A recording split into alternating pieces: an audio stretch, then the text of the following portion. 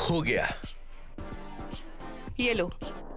अरे वाह, आज मुझ पे इतनी मेहरबानी। बस आज का ही दिन, पैसे अकाउंट पर ट्रांसफर होने की खुशी में। अरे वाह शरद भाई वाह। नहीं नहीं, एक मिनट, इसके बाद भी मैं ही पीऊंगी और तुम ही मुझे संभालोगे। चलो शरद भाई, तुम्हारा नसीब अच्छा है कि आज तुम्हें कुछ चखने मिल रहा है, तो चख लो। दोबारा ऐसा मौका कब मिलेगा क्या पता।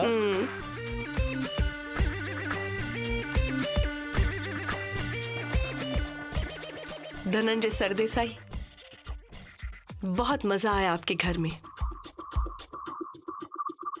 बहुत मेहनत करनी पड़ी हमें। मेहनत तो करनी ही पड़ी, और ये सब इन्हीं की वजह से हो पाया। अब भी याद है मुझे वो दिन, बहुत सुनाया था इसने मुझे। बताया नहीं कभी तुमने? अब बता रही हूं ना।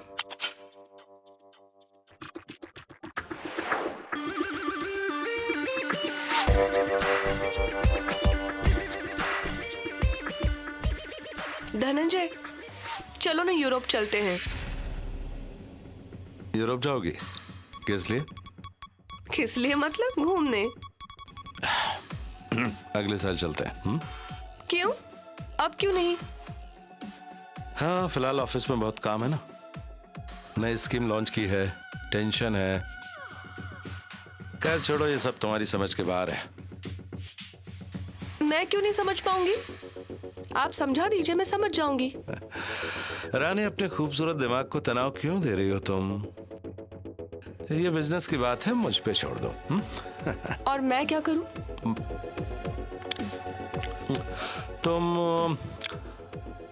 तुम पार्लर में जाओ, फिल्में देखो, किटी पार्टी करो। पार्टी तो तुम करती रहती हो ना, जाओ मजे करो। लाइफ को एंजॉय करो। और अगर मैं कहूं कि मुझे बिजनेस करना है तो? नहीं, रहने दो, तुम नहीं कर पाओगी। क्यों नहीं कर पाऊंगी? देखो रानी, औरतें और पैसा, ये दोनों आपस में विरोधी हैं। एक तो औरतों को पैसे कमाने नहीं आते, और अगर कमा भी लेती तो उन्हें संभाल नहीं सकती। ऐसा बिल्कुल नहीं है, मैं सब कर सकती हूँ। कैसे? कैसे मतलब? मैंने जॉब की है आपकी कंपनी में अकाउंटेंट के तौर पर। 10,000 रुपए महीने भर के। इसे तुम पैसा कमाना समझती हो? हाँ? अगर ये बात है तो प्लीज आना मत। हाँ, अगर तुम आई ऑफिस ना तो मुझे पूरी तरह से डुबो के रख दोगी। अरे पर धनंजय, मुझे भी तो पता होना चाहिए ना कि कंपनी में क्या हो रहा है। अब कोई जरूरत नहीं है। देखो रानी, घर की औरतों का कंपनी में आकर दखलंदाजी करना मुझे बिल्कुल भी पसंद नहीं है। हाँ, तुम घर पर हो, कंपनी मैं संभालूंगा। और हाँ, मेरे काम में हस्तक्षेप बिल्कुल मत करना। धनंजय, मैं वाइफ हूँ आपकी। आपके फाइनेंसेस, इन्वेस्टमेंट्स, पॉलिसीज मुझे पता हो, ये तो बेहतर है ना। अरे क्या चकचक लगा रखी तुमने आज। देखो रानी, मुझे तुम्हारी ऑफिस में जरूरत नहीं है, तुम्हारी जरूरत यहाँ है। घर में रहो, मुझे कंपनी दो, कंपनी में मत आओ। क्यों नहीं आऊंगी? मैं आऊंगी। देखो रानी, प्यार से कह रहा हूं, प्यार से। तुम मेरे ऑफिस में आकर मेरे काम में दखलंदाजी करो, ये मुझे बर्दाश्त नहीं है। पिछले 20 सालों में मैंने गायत्री को कभी भी अपने ऑफिस में नहीं आने दिया, और उसने कभी भी इस बारे में कभी भी सवाल नहीं किया। हाँ, तो गायत्री को नहीं होगा इंटरेस्ट बिजनेस में। अरे तुम क्या अपने आप को बहुत ज्यादा होशियार समझती हो? गुस्सा कर रहे हो आप मुझ पर? सॉरी। देखो रानी, तुम जरा समझा करो। तुम जब अकाउंटेंट थी तब की बात अलग थी, पर अब तुम्हारी मुझसे शादी हो चुकी है। अब जरा तुम ही सोचो, तुम ऑफिस आओगी, सारे डिसीजन लोगी, और ऑफिस के सारे लोग तुम्हारे वो डिसीजन सुनेंगे, ये मुझे अच्छा नहीं लगेगा और तुम्हारे मेरे बीच झगड़ा होगा। तो इस सब की क्या जरूरत है?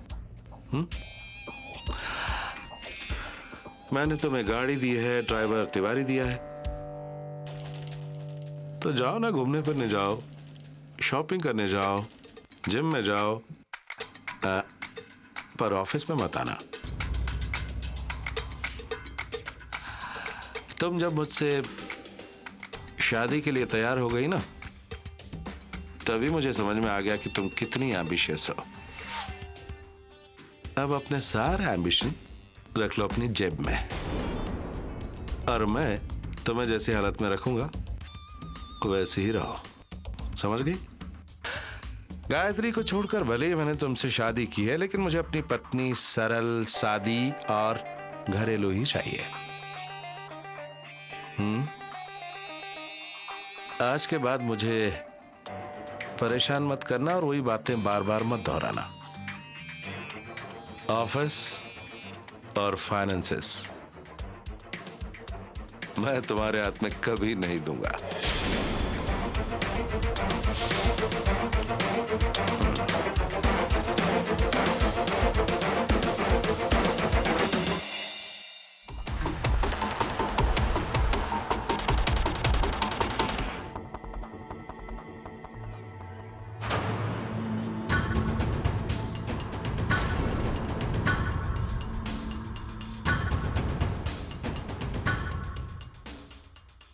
मिस्टर अजय, मैडम हमारे पास आपके घर का सर्च वारंट है।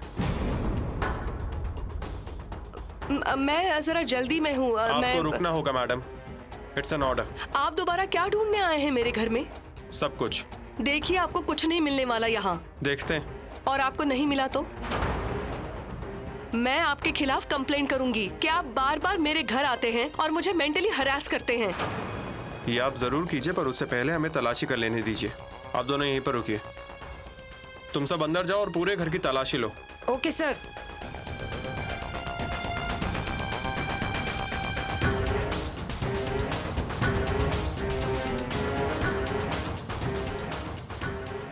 सुनो, तुम इस तरफ यहाँ देखो देखिए। और सुनो, आप तुम उस वहां तरफ पर चेक चेक करो, कीजिए। ठीक से देखना।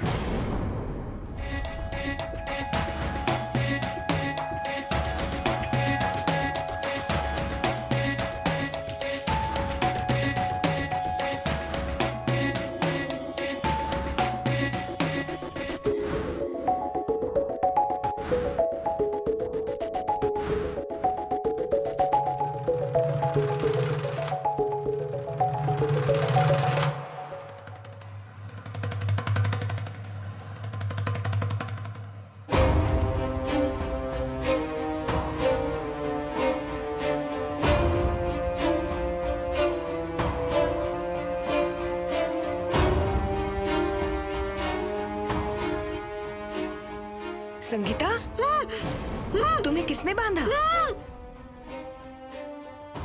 किसने की तुम्हारी ये हालत?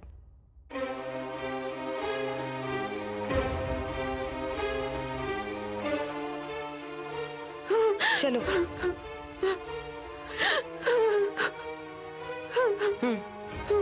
ठीक हो? चलो।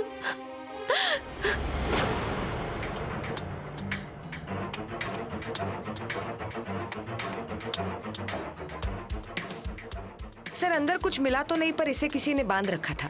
What rubbish is this? ये क्या चल रहा है मैडम? मैं कुछ नहीं जानती। शरद, तुम खुद बताओगे या बताने पे मजबूर करूं? सब मुझे भी कुछ पता नहीं है सब। संगीता, तुम डरो मत, तुम्हें कुछ नहीं होगा। बताओ क्या चल रहा है यहाँ पे? सर ये बहुत डरी हुई है, कुछ बता नहीं पाएगी। मिस्टर अजय, अब मुझे जाना है और आप मुझे रोक नहीं सकते। आप नहीं जा सकती हैं मैडम, रुकिए जरा। अब तक कुछ खत्म नहीं हुआ है। हमने आपके बैग्स कहाँ चेक किए? What? बैग्स? सुरवे, इनका बैग चेक कीजिए। गावड़े मैडम आइए।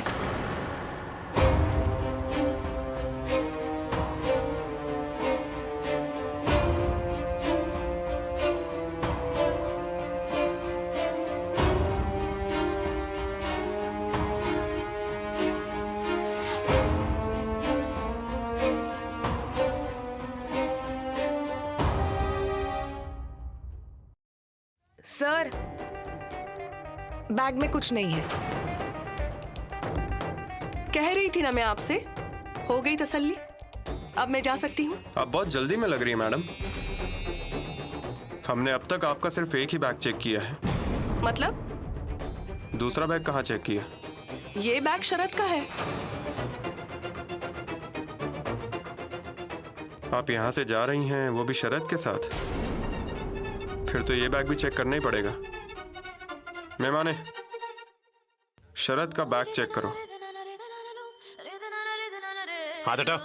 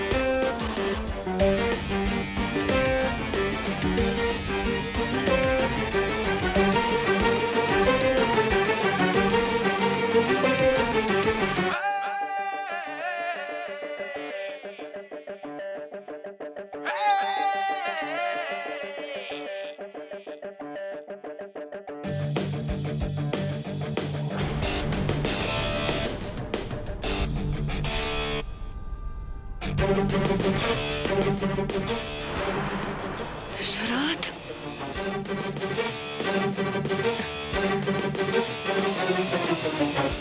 Mister and Mrs Rani Sardesai, अब चलिए पुलिस स्टेशन।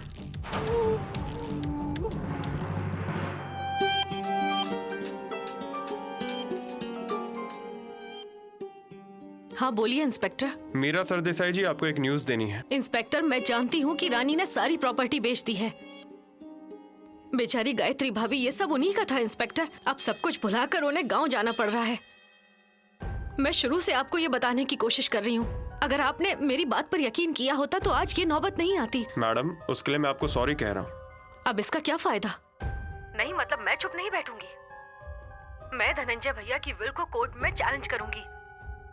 पर तब तक तो रानी सब कुछ बेच चुकी होगी ना? मैडम, अब ऐसा कुछ नहीं होने वाला। आपको कोर्ट जाने की कोई जरूरत नहीं।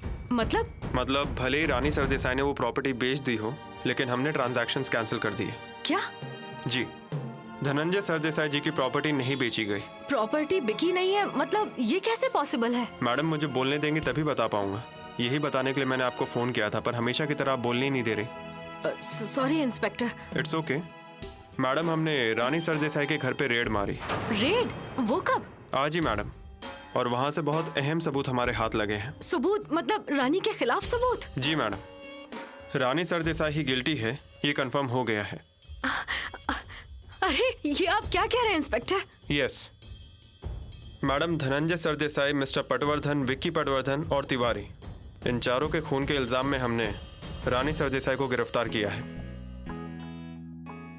इंस्पेक्टर, क्या मतलब रानी अब सिर्फ संदिग्ध नहीं है? नहीं मैडम, रानी सरदेसाई अब मुख्य आरोपी है। Thank you very much inspector. हमने बस अपना काम किया मैडम। मैडम, एक और बात, गायत्री मैडम को हमारी तरफ से सॉरी कहिएगा प्लीज। मैडम, हमने आपको पूछताछ के लिए पुलिस स्टेशन बुलाया, कभी कभी आपके सवालों के ढंग से जवाब नहीं दिए, उसके लिए फिर से एक बार सॉरी। अब आप मुझे शर्मिंदा कर रहे हैं इंस्पेक्टर। नहीं मैडम, ये बहुत जरूरी है। आपने समय समय पर हमारी मदद की, हमें ज़रूरी इन्फॉर्मेशन दी, उसके लिए तहे दिल से शुक्रिया। और मैडम, गायत्री मैडम से कह दीजिए कि उन्हें गांव जाने की ज़रूरत नहीं है। धनंजय सरदेसाई की कंपनी और उनका घर मैडम का इंतज़ार कर रहे हैं। अभी बता देती हूँ। अब इंस्पेक्टर, हम आपसे एक बार पुलिस स्टेशन में आकर मिल सकते हैं क्या? ज़रूर आइएगा, पर आकर मुझ पर गुस्सा मत होना। नहीं, अब तो गुस्सा करने की कोई वजह ही नहीं बची है, बल्कि मैं तो आपका शुक्रिया अदा करना चाहती हूँ, इसीलिए एक बार आकर मिल सकते हैं ना? ज़रूर आइए। Thank you inspector, thank you very much. Bye.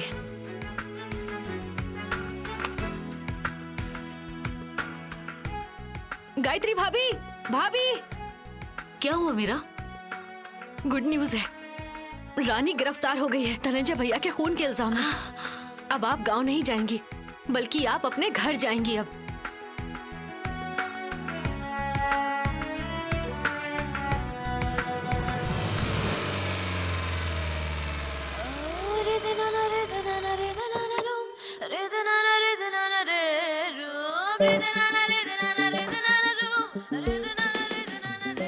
आइए मैडम, नीचे आइए, सब आप ही का इंतजार कर रहे हैं। चलिए।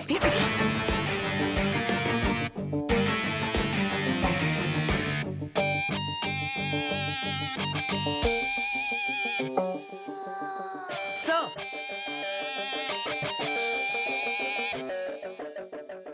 मिस्टर अजय, अब इस तरह ट्रीट करेंगे आप मुझे? एक नजर देखेंगे भी नहीं?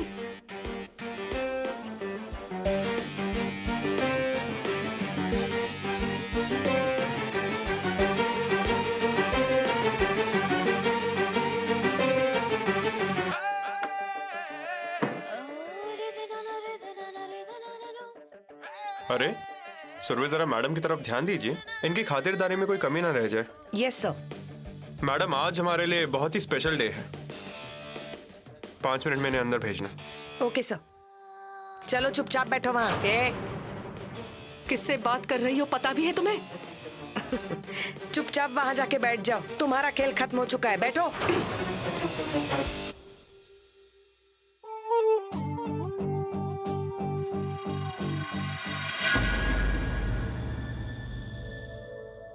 अरे आइए आइए आइए आइए, आराम से। हाँ हाँ संभल कर बैठिए। हाँ अब तबीयत ठीक है ना?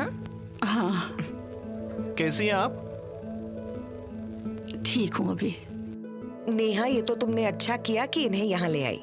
हाँ, आज डिस्चार्ज मिलने वाला था तो सोचा यहीं घर ले आऊं। मतलब रात में साथ में खाना खा लेंगे, जाते समय अजय ले जाएगा। बिल्कुल ठीक किया तुमने। हाँ, और अजय कह रहा था कि केस सॉल्व होने वाला है। आप क्या लेंगी, चाय कॉफी? नहीं, कुछ नहीं चाहिए, थोड़ी देर बैठती हूँ, थक गई हूँ। ये बात सही कही आपने। आप नेहा के रूम में जाकर आराम कर सकती हैं। नहीं, रहने दीजिए, थोड़ी देर यहीं बैठूंगी आप लोगों के साथ, यहीं थोड़ी बातचीत करती हूँ सबसे। ठीक है, तो मैं चलती हूँ। अरे आप पहली बार घर आई हैं, ऐसे कैसे जाने देंगे हम आपको? सही कहा। अब आप खाना खाकर ही जाइए, मैं जल्दी से कुछ बना देती हूँ। ठीक है।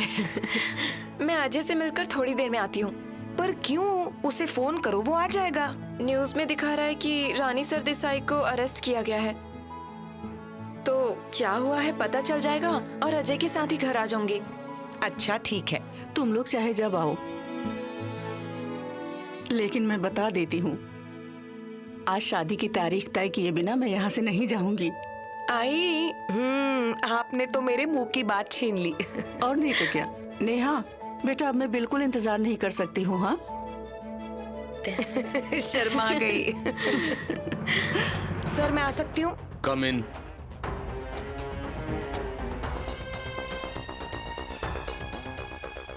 Hello sir. हेलो, बैठिए।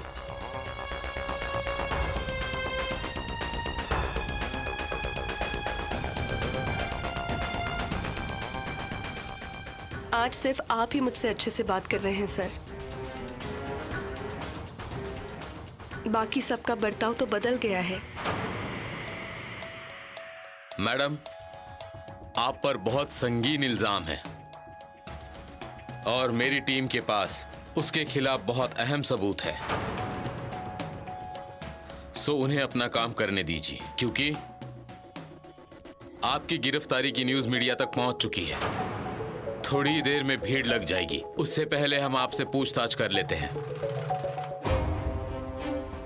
अच्छा, मुझे कॉफी मिल सकती है? श्योर। सुरवे। Yes sir. जरा स्ट्रॉन्ग और शुगर कम। हाँ, एक कॉफी भेज दो अंदर। अजय ठाकुर और उसकी टीम ने यह केस इन्वेस्टिगेट किया।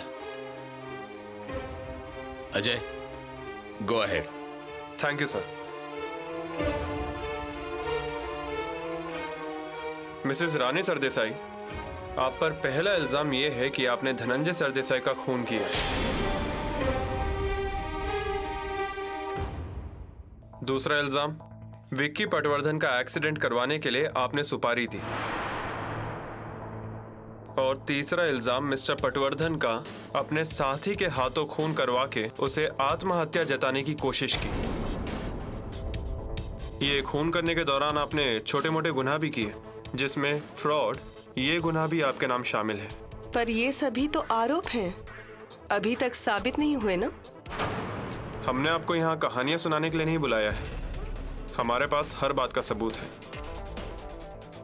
ओह, आप गुस्सा क्यों कर रहे हैं? क्योंकि आप रिस्पेक्टफुली बात करना डिजर्व नहीं करती मैडम। आप बहुत गलत बर्ताव कर रहे हैं मेरे साथ। मैडम, ये पूछताछ पुलिस स्टेशन के किसी भी कोने में हो सकती है, पर उसके बजाय आप मेरे केबिन में बैठिए। So please cooperate. तो धनंजय सरदेसाई को आपने 24 अक्टूबर को रात करीब 10:30 बजे विक्की का इंपोर्ट किया हुआ पॉइजन दिया।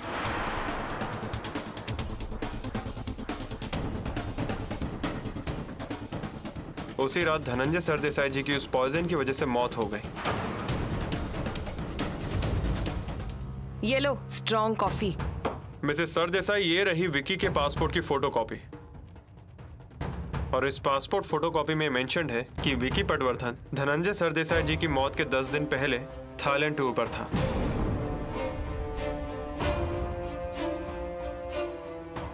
पर वो तो अपने किसी काम से गया होगा। हमारे पास विक्की के क्रेडिट कार्ड की कॉपी है मिसेस सरदेसाई, और उसके अकॉर्डिंग विक्की पटवर्धन ने थाईलैंड के एक मेडिकल स्टोर से वो पॉइजन खरीदा था। मैं क्या कर सकती हूँ देखना है? ऑफ कोर्स देखना है। ड्रिंक तो खत्म कर लो।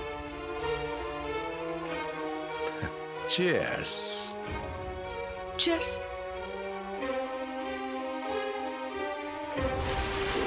उसके बाद आपने धनंजय सरदेसाई जी की आवाज रिकॉर्ड करके सुबह अपने घर के नौकरों को यह जताया कि धनंजय सरदेसाई जी अभी जिंदा है। नहीं चाहिए मुझे, मैं ऑफिस में कर लूंगा। तो उससे पहले प्लीज मेरे साथ चलो ना, मॉल में।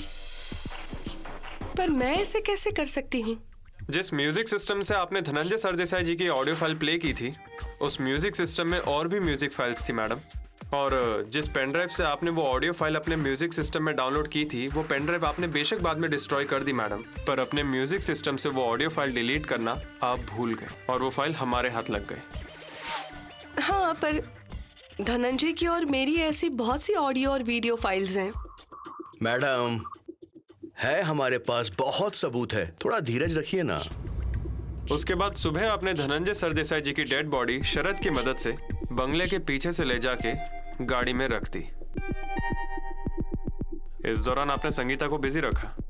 उसके बाद धनंजय सरदेसाई जी की डेड बॉडी आपने तिवारी के साथ रवाना कर दी और उनकी गोद में थोड़ी देर के लिए लैपटॉप भी रख दिया, जिससे आपके सिक्योरिटी गार्ड को यह लगे कि धनंजय सरदेसाई हमेशा की तरह गाड़ी में काम करते हुए ऑफिस के लिए निकल गए।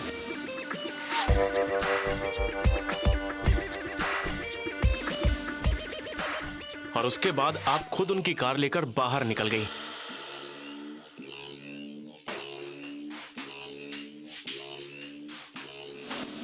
हाँ, पर मैंने ही आपसे कहा था कि मैं मॉल गई हुई थी। बिल्कुल सही, आपने एस्टैब्लिश किया कि आप मॉल में गई थी। मॉल के पार्किंग लॉट में गाड़ी खड़ी करने के बाद आप मॉल से बाहर चली गई। वो कैसे? अरे बताता हूँ ना मैडम, जिस एग्जिट गेट से आप बाहर निकली थी वहां पर सीसीटीवी कैमरा था।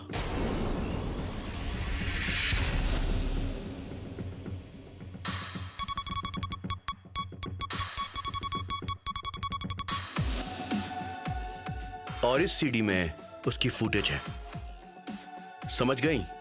सर, रानी सरदेसाई का ड्राइवर तिवारी भी इसमें शामिल था। वो धनंजय सरदेसाई की डेड बॉडी लेकर उसी गाड़ी से मॉल के बाहर आया और रानी सरदेसाई उस गाड़ी में बैठ गई। और इसके बाद इन्होंने विक्की पटवर्धन को पिक किया होगा। सर, उसके बाद ये तीनों गाड़ी लेकर धनंजय सरदेसाई जी के ऑफिस के बाहर पहुंचे। तिवारी धनंजय सरदेसाई का टिफिन और बैग लेकर ऑफिस पहुंचा और ये जताने की कोशिश कर रहा था कि धनंजय सरदेसाई जी भी ऑफिस आए हैं।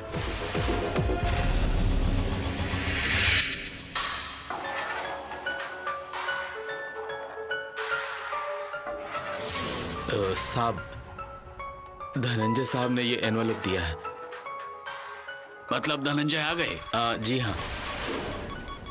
उसके बाद विकी भी ऑफिस चला गया और उसने पटवर्धन जी से बात की। उसका मोटिव भी सेम ही था कि धनंजय सरदेसाई जी ऑफिस आए हैं, ये बात एस्टैब्लिश हो जाए। विकी, धनंजय सुबह सुबह कहाँ चले गए पता नहीं। अभी तो आए थे पर वो अपने केबिन में नहीं है। वो तो लॉबी में थे। मैडम, इससे पहले वाली पूछताछ में ये प्रूव हुआ है कि उसी वक्त आपके ऑफिस के सारे सीसीटीवी कैमरास बंद थे। नहीं सर, वो जानबूझकर बंद किए गए थे। हाँ, पर इस सब से ये कहाँ प्रूव होता है कि ये सब मैंने किया है? हाँ हाँ, बताता हूँ मैडम। बिना सबूत के कोई भी केस सॉल्व नहीं होता। मुझे बताइए कि आप सेम डे दोपहर 2 बजे कहाँ पर थी? मॉल में। You wish madam. आप उस वक्त नासिक टोल क्रॉस कर रही थी। ये रही उसकी सीसीटीवी फुटेज। गाड़ी की ड्राइविंग सीट पर तिवारी, उसके बगल में विकी, उसके पीछे आप और आपके बगल में धनंजय सरदेसाई जी की डेड बॉडी। जवाब दीजिए मैडम। टोल के सीसीटीवी फुटेज तक हमें पहुंचने की जरूरत नहीं पड़ती, पर इस टाइम पीरियड में जो जो पॉसिबल था हम वो सब खंगाल रहे थे। आपको लग रहा होगा कि हमारे हाथ एक भी क्लू नहीं लगा है, रादर हम आपको ऐसा लगने दे रहे थे। सर, बाहर शरद और संगीता है। शरद को अंदर ले आओ। हाँ, ले आइए। मैडम, आपने विकी को क्यों मारा?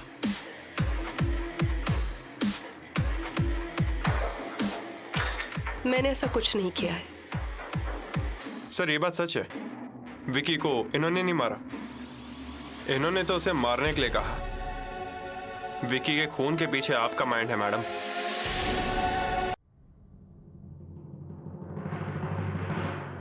आओ मिस्टर शरद, आओ। सर, जिस ट्रक ने विकी को उड़ाया था उस ट्रक का मालिक इस केस में शामिल नहीं था, पर इस शरद ने उस ट्रक ड्राइवर को इस साजिश में शामिल कर लिया था। और जिस पल उस ट्रक ने विकी पटवर्धन को उड़ाया उस वक्त ट्रक में उस ट्रक ड्राइवर के साथ इस शरद भी बैठा था।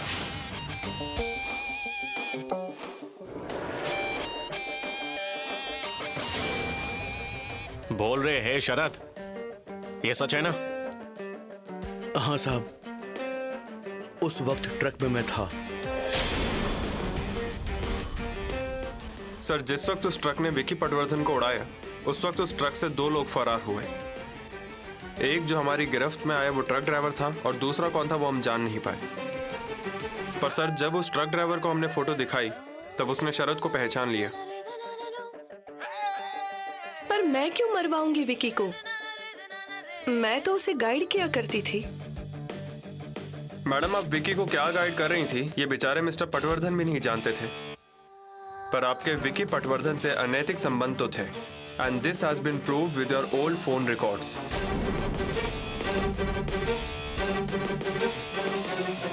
आप मुझ पर बहुत ही घिनौना और घटिया इल्जाम लगा रहे हैं। मैडम, आपके और विकी के बीच जो भी बातें हुई थी ये उसकी ट्रांसक्रिप्ट्स हैं।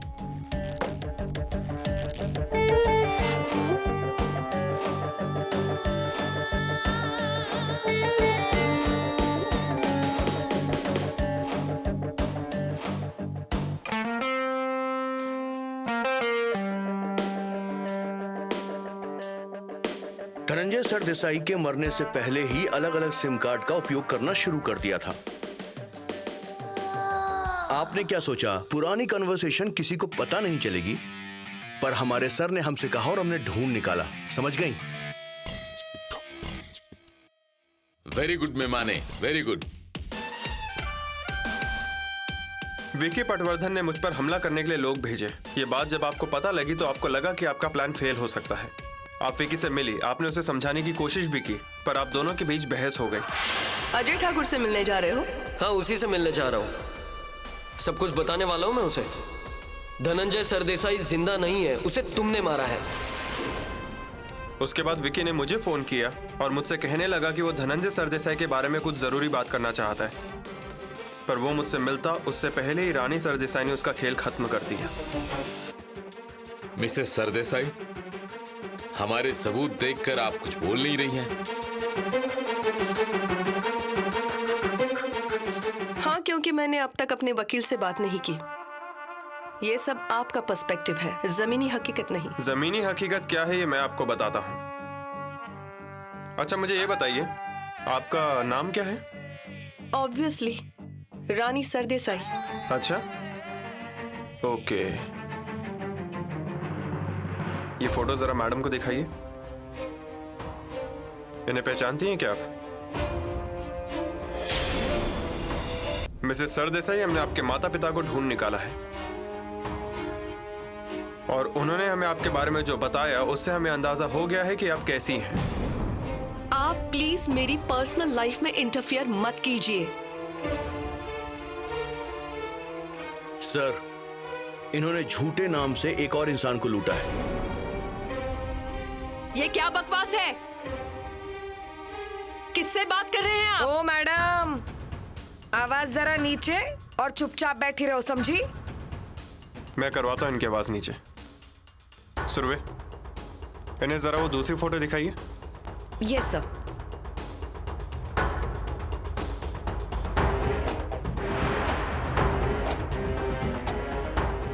इन्हें तो पहचानती होंगी ना? नहीं, मैं नहीं जानती ये कौन है। शरद, एक बार तुम कोशिश करो। मैं नहीं जानता इसको सर। कस्टडी में लेने के बाद तो अच्छे से याद आएगा ना। सर, इन दोनों ने मिलकर एक बड़े उद्योगपति को फंसाया है। रानी सरदेसाई की धनंजय सरदेसाई से हुई शादी इनकी पहली शादी नहीं है। सर, ये रही केस फाइल। सर, ये इनका एक अलग गुनाह है, पर इसमें हमें थोड़ा और इन्वेस्टिगेट करना होगा। सर, पर ये औरत तो पूरी तरह एक्सपोज हो चुकी है। ये हमारे सबूत है और आपने कुछ नहीं किया, इस बात का आपको सबूत तो देना होगा ना।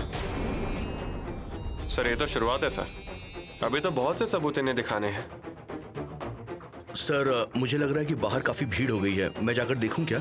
हाँ ठीक है, जाओ। आता हूं सर। और इन्हें भी जरा पानी दो, ये सब सुनकर इनका गला सूख गया होगा। हाँ सर।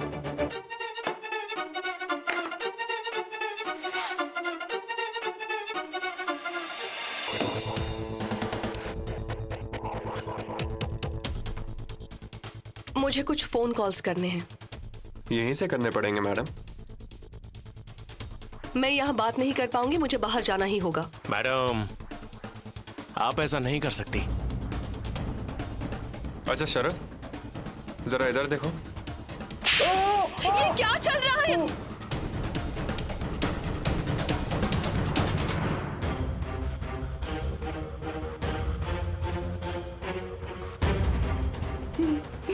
ये थप्पड़ क्यों पड़ा समझ गए होगे ना?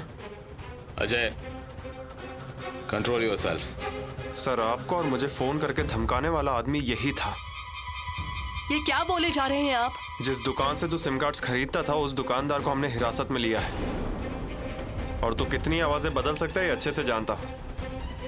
अब बता, इनके साथ तेरी शादी कब हुई और क्यों हुई, और तू इनके घर में नौकर बन के क्यों रहता था? मजबूरी थी साहब। सीधे तरीके से बताता है या कान के नीचे एक और दूं? हमने ये सब पैसों के लिए किया है। क्या बके जा रहे हो तुम? सर ये लोग इतने पर ही नहीं रुके, मिस्टर पटवर्धन जैसे शरीफ इंसान का भी इन्होंने खून किया। मैडम, सफेद पोस्ट लोगों के पीछे आप कैसी हैं?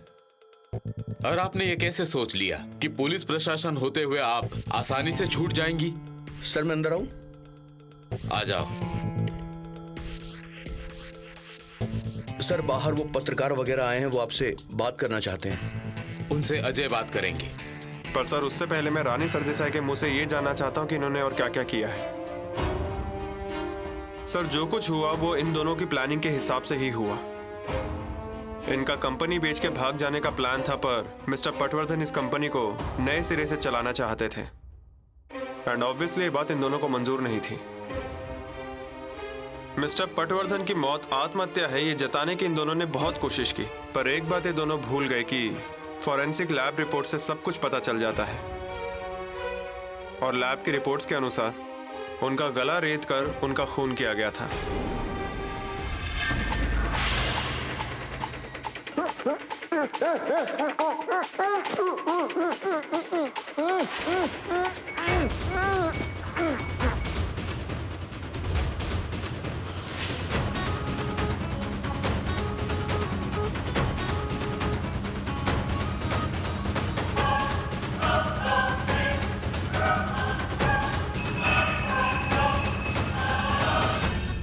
और उसके बाद उन्हें जहर भी दिया गया, और ये वही जहर था जो धनंजय सरदेसाई को दिया गया था।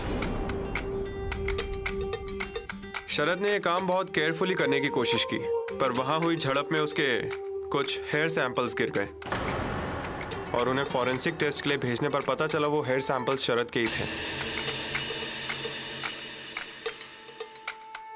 अजय, मुझे तुम पर और तुम्हारी टीम पर बहुत फक्र है। इतने सबूत होने के बावजूद भी तुमने इन्हें गिरफ्तार नहीं किया। सर आज मैं कोर्ट से इनकी पुलिस कस्टडी लेना चाहता हूं।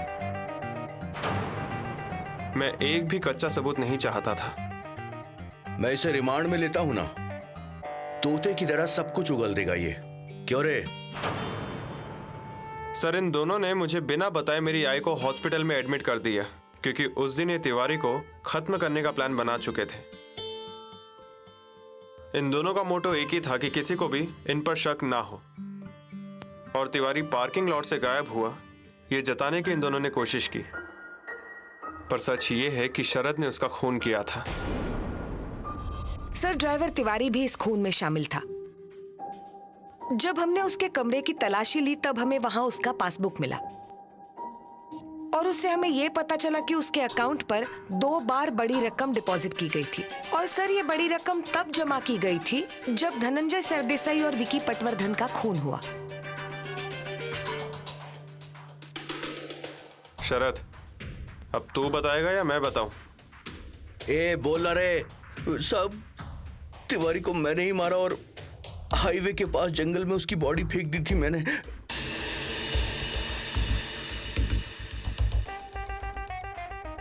और वो हमने रिकवर भी कर ली। इसके पीछे भी सर इसी औरत का दिमाग है।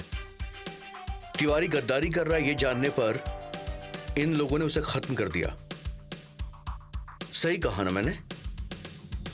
अजय, मुझे लगता है इतना इनफ है। और क्या चाहिए? Thank you sir. Savita Puranik उर्फ Rani Sardesai, you are under arrest.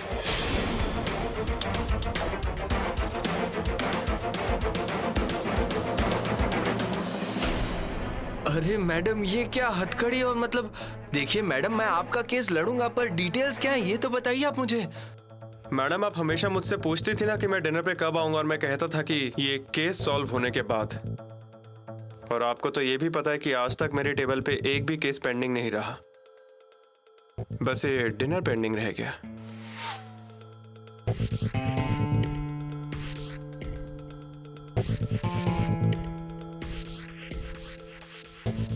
You never know what happens next.